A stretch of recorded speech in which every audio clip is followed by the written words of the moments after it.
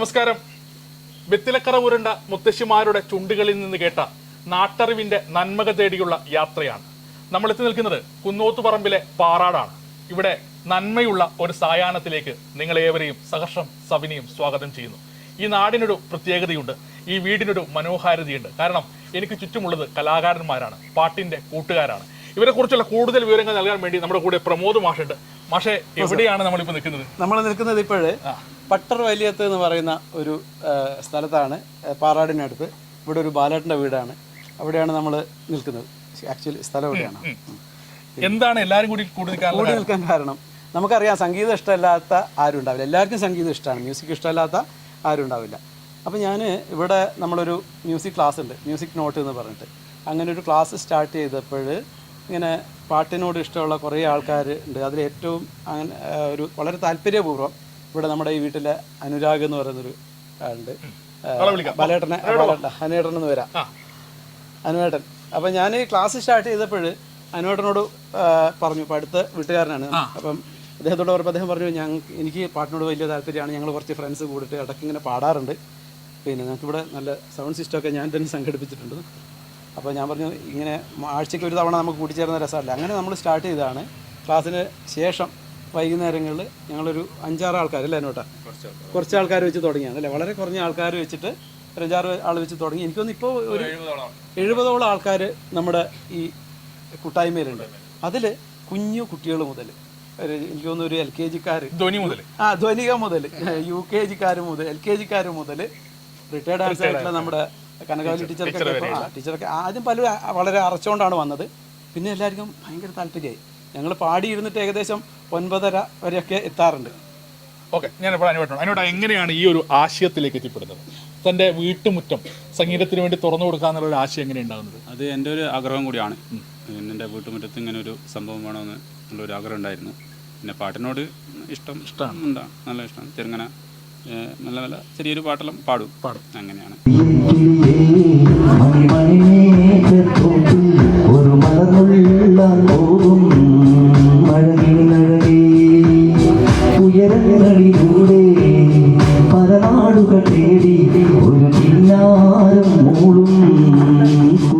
സന്ധ്യാസമയങ്ങളിൽ ഈ സീരിയലുകളുടെ ടൈറ്റിൽ സോങ്ങുകൾ മുഴങ്ങുന്ന കേരളത്തിന്റെ ഉമ്മറങ്ങളിൽ എങ്ങനെയാണ് സംഗീതമാക്കി മാറ്റാമെന്ന് മനസ്സിലാക്കിയത്?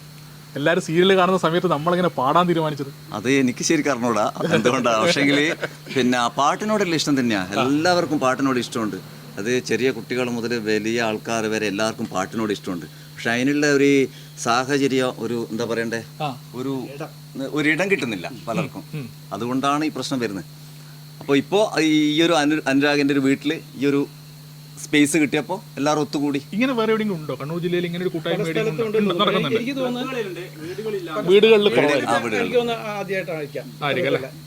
എങ്ങനെയാണ് നാട്ടുകാരിൽ നിന്നുള്ള പൊതുവെയുള്ള ഒരു നല്ല സപ്പോർട്ടല്ലേ?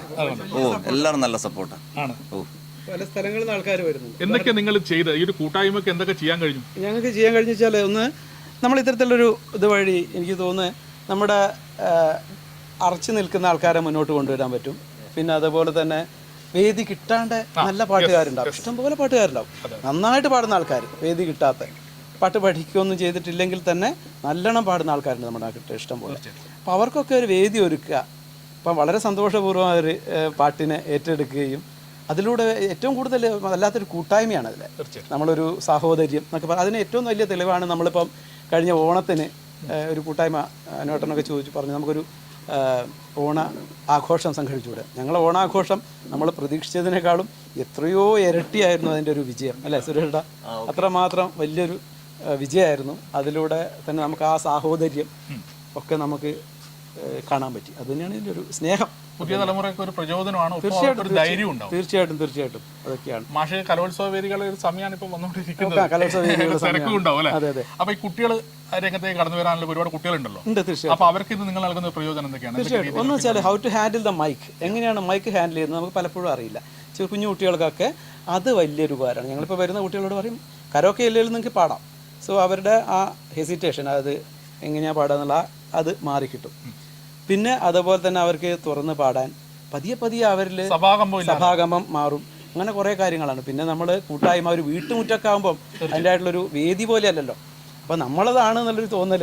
അതിലേറ്റവും നമുക്ക് സപ്പോർട്ടീവായിട്ടുള്ളത് ഈ പറഞ്ഞപ്പം അനുവേട്ടനും അതുപോലെ തന്നെ നമുക്ക് അനുവേട്ടൻ്റെ കുടുംബവും അനുവേട്ടൻ ഇവിടുത്തെ ഗൃഹനാഥനായിട്ടുള്ള ബാലേട്ടനെ പരിചയപ്പെടാം.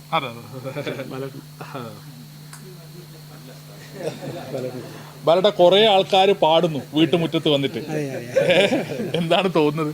അതൊരു ഭാഗ്യമായി കരുതി. ഭാഗ്യമാണ്. 21 വർഷമായി പെൻഷനായിട്ട് റിട്ടയറായിട്ട്. ഏത് ഡിപ്പാർട്ട്മെന്റ്? ഞാൻ പോണ്ടിച്ചേരി ഗവൺമെന്റ് സർവീസിലാണ് ഡ്യൂട്ടി ക്ലർക്കായിട്ട് റിട്ടയർ ചെയ്ത്.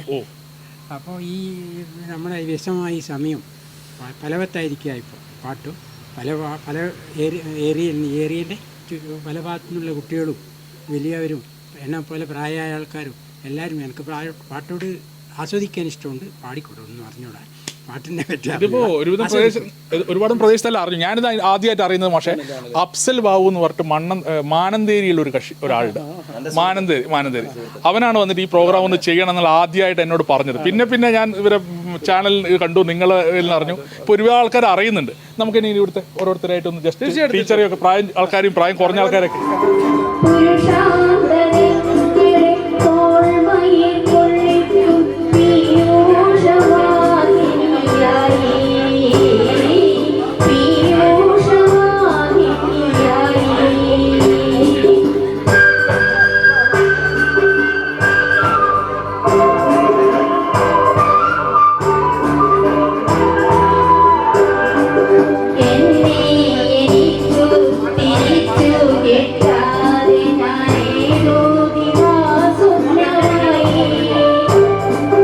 റിട്ടയർമെന്റ് ടൈമിനിടയിൽ പാട്ട് പാടാൻ എങ്ങനെയാണ് തീരുമാനിച്ചത്?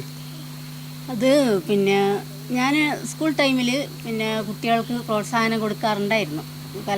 കലാമേളകൾക്ക് അതിനെല്ലാം കുട്ടികളെ പ്രോത്സാഹിപ്പിക്കുകയും എല്ലാം ചെയ്യാറുണ്ട്. അപ്പോൾ റിട്ടയർഡ് ആയതിനു ശേഷം എനിക്ക് വേറെ ഒന്നും 2020 ഞാൻ റിട്ടയർഡ് ചെയ്തത്. TPGM-UP കണ്ണങ്കോട്. അങ്ങനെ കവിതകളെല്ലാം ഞാൻ നല്ലോണം കുട്ടികൾക്ക് ചൊല്ലിക്കൊടുക്കാറുണ്ടായിരുന്നു. പിന്നെ അതുപോലെ തന്നെ കുട്ടികളെ എല്ലാത്തിനും പ്രോത്സാഹിപ്പിക്കാറുണ്ട്. അപ്പോൾ ഇപ്പോൾ ഇവിടെ വന്നതിന് ശേഷം ഇവിടെ വീട്ടിൽ നിന്ന് ഈ മൈക്ക് വെച്ചിട്ടുള്ള ഈ പാട്ട് ഞാൻ ഇവിടുന്ന് കേൾക്കലുണ്ട്. സാധാരണ എൻ്റെ വീട്ടിലെല്ലാം ഉണ്ട് മൈക്കും വെച്ചിട്ട് എൻ്റെ മോനെല്ലാം ഇങ്ങനെ പാട്ട് പാടുമല്ലോ. അപ്പോൾ അതുപോലെയാണെന്ന് വിചാരിച്ചു ഞാൻ.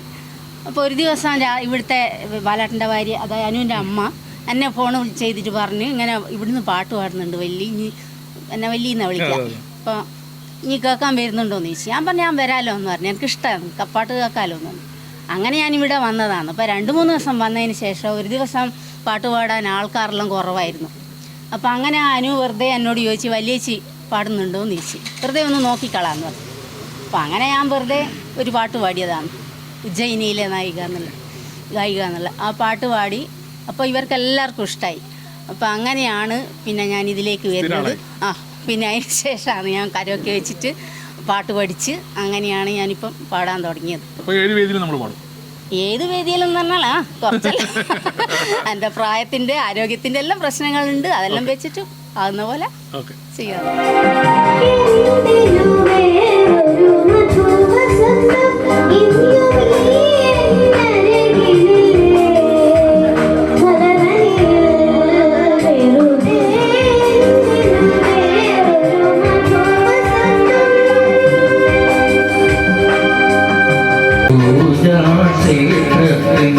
പൊന്നടയിൽ ഞാനിരുന്നു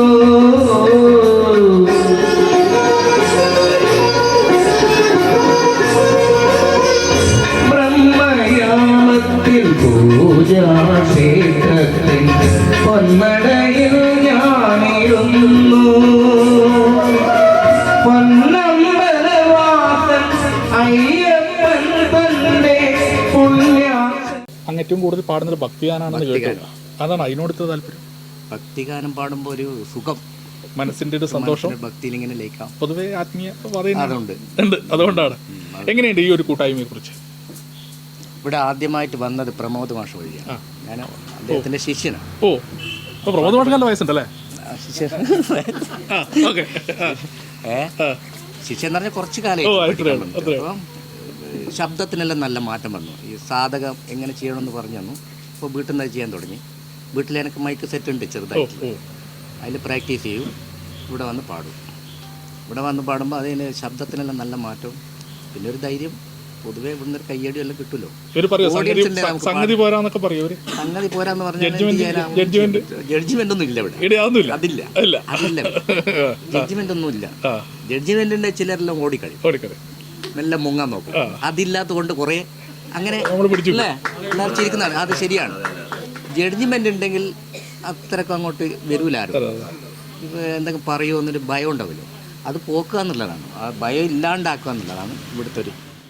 പിന്നെയും കണ്ട നേരം പുഞ്ചിരി പൂത്തുലഞ്ഞു, കാണാതെ വയ്യെന്നു തോന്നലായി, കണ്ടിട്ടും പോരാതായി, തൊട്ടപ്പോൾ ആത്മാവിൽ നിറഞ്ഞു, പൂ പോലെ നീ വിരിഞ്ഞു, ഉള്ളിലൊളിച്ചൊരു മോഹമല്ല കള്ളക്കാരൻ.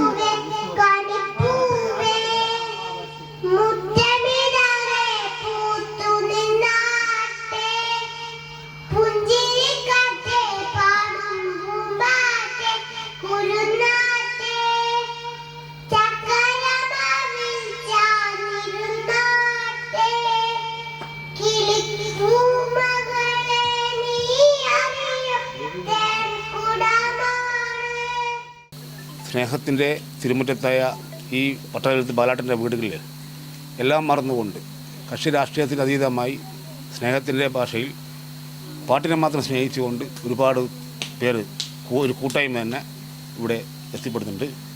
അധികവും ഞായറാഴ്ചകളാണ് ഈ പരിപാടി നടത്താറുള്ളത്. ഞാനിവിടെ അടുത്താണ് ഈ പരിപാടിയിൽ പങ്കെടുത്തുകൊണ്ടിരുന്നത്. ഇവിടെ വന്നതിന് ശേഷം നമുക്കും ഈ പറഞ്ഞ പോലെ പാട്ടിനെ പറ്റി ചെറിയ മാറ്റങ്ങൾ ഉണ്ടായിട്ടുണ്ട്. മാഷ ഒരുപാട് സഹകരണങ്ങൾ കിട്ടിയിട്ടുണ്ട്. മറ്റുള്ള വീട്ടുകാരുടെ മാഷ നമ്മളൊരു സംഭവമാണ്. അതിൽ എടുത്തു പറയേണ്ടത് നമ്മളെ ഈ വീട്ടിലെ ബാലാട്ടിനെയും അനുരാഗിനെയും കുടുംബത്തെയും.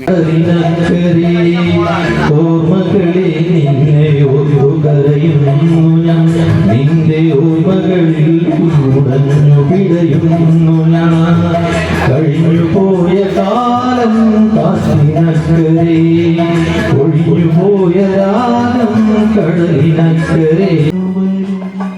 വിധിയുടെ കയ്യിൽ ജീവിതം കേറും ഒരു വിളയാട്ടു പമ്പരമല്ലേ, വിളയാട്ടു പമ്പരമല്ലേ.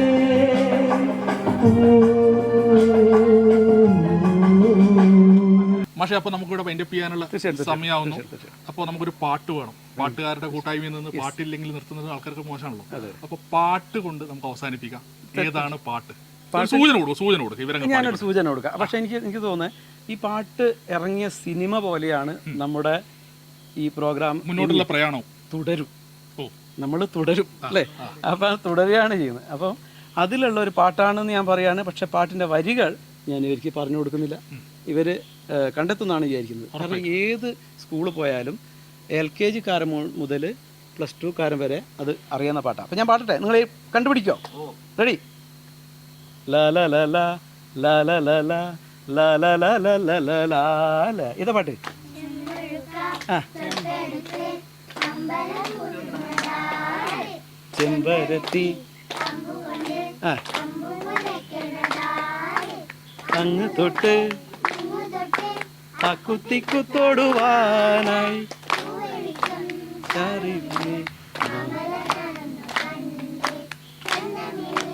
തേൻകുരണ്ടേ പൂങ്കുയിൽ പാടുന്ന കേട്ട് എന്തൊരു ചേലാണ്, നെഞ്ചിലെ നേരാണ്, എന്റെ കിനാവാണ്, എന്തിനും നീയാണ്.